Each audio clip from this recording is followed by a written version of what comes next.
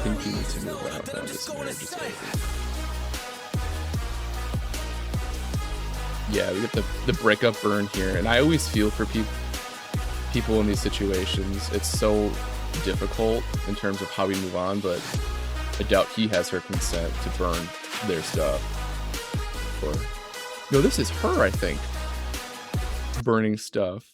Yeah, that girl, Sarah 29. So this is her burning the stuff from the relationship, which um, as people, we place a lot of value and emotional weight on these different kind of artifacts or items in our relationships. And what she's doing here psychologically, she's trying to move on. She's trying to get closure. And we do this sometimes through this attempt at symbolic severance where we, get rid of stuff, give to Goodwill or burn it in this case.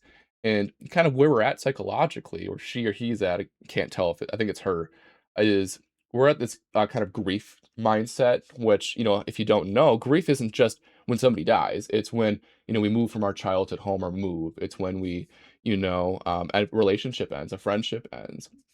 And if the stages of grief here, where there's five, the first is kind of that denial, anger, which is, I think, where I think she is in right now. And then you have this bargaining phase where maybe you kind of come to grips with it yourself. You try to negotiate within yourself or with somebody else. Then we have depression. And then we have acceptance, which is when we kind of get at this forgiveness, this sense of closure.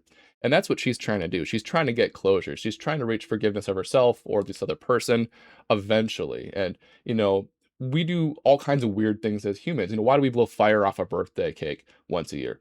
I don't know, but it is something's missing if we don't do it. And through the elements, fire, air, water, and earth, we bury things, we cast things into the air. We do all these weird sort of rituals again to help us psychologically move on and get control back of our own sort of situation. So that's what is going on here in a nutshell.